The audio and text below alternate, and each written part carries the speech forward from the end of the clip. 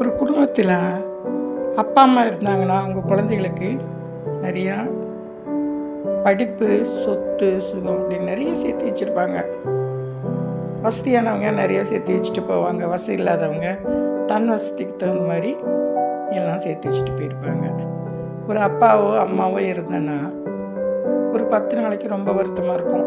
அவங்களுடைய துணிமணி ஆகாது, அவங்க படத்தை மாட்டக்கூடாது, அவங்க இருக்கக்கூடாது, இப்படின்னு எல்லாம் பேசி அவங்களுடைய நினைவுகளிலிருந்து கொஞ்சம் கொஞ்சம் விலக ஆரம்பிப்பாங்க. ஏன்னா இங்கே ஒவ்வொருத்தருக்கும் ஒரு பிரச்சனை, குடும்பம், தொழில், தினம் 24 மணி நேரமும் உழைக்கிறவங்க நிறைய பேர் இருக்காங்க, யோசிக்கிறவங்க இருக்காங்க.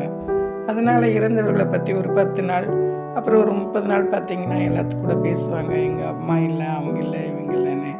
அதுக்கப்புறம் பார்த்திங்கன்னா 6 மாதம் ஆகும், முக்கால்வாசி நினைவுகள் போயிடும்.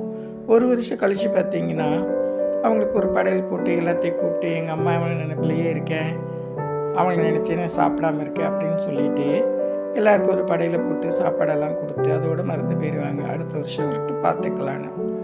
அதுக்கு என்ன பண்ணணும்னா, பெற்றோர்கள் தங்கள் குழந்தைகளுக்கு என்ன வேணால் சேர்த்து வைங்க. அது அவங்களுடைய சொந்த விருப்பம். ஆனால் ஒரு விஷயத்தை மறக்காதீங்க, நீங்கள் மாதத்தில் கடைசி நாள் ஒரு நாள் சம்பாதிக்கிற ஊதியமோ பணமோ உங்கள் வருவாயோ ஒரே ஒரு நாள் பணத்தை, 100 ரூபா இருந்தால் 1 ரூபா, 10 ரூபா இருந்தால் அதில் 1 ரூபா, 1000 ரூபா இருந்தால் அதில் 10 ரூபா, லட்ச ரூபா இருந்தால் ஒரு 10,000 ரூபா, இப்படி ஒரே ஒரு நாள் இல்லாதவங்களுக்கு, ஏழ்மையில் இருக்கிறவங்களுக்கு ஒரு உணவு கொடுக்கலாம். தாய் தந்தை இல்லாத குழந்தைகளுக்கு ஒரு கல்வி கொடுக்கலாம்.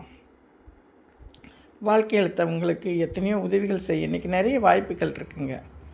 அப்படி செஞ்சு நீங்கள் ஒரு உதவி செஞ்சுட்டு போகிறீங்க பார்த்தீங்களா, அந்த தர்மம் மட்டும்தான் நீங்கள் உங்கள் குழந்தைகளுக்கு சேர்த்து வைக்கிற பெரிய டெபாசிட்டை தான்.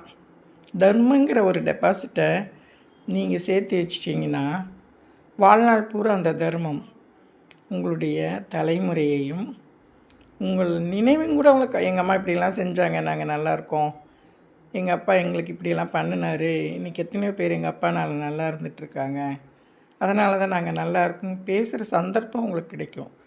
அதனால் தயவுசெய்து எவ்வளோ வேணாலும் உங்கள் குழந்தைகளுக்கு கொடுங்க.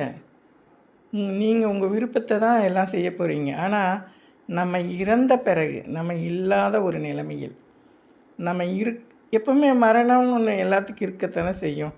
மரணம் இல்லாத வீடு இருக்கா? துக்கம் இல்லாத வீடு இருக்கா? சந்தோஷம் இருக்கிற வீடும் இருக்கும், மரணம் இருக்கிற வீடும் இருக்கும்.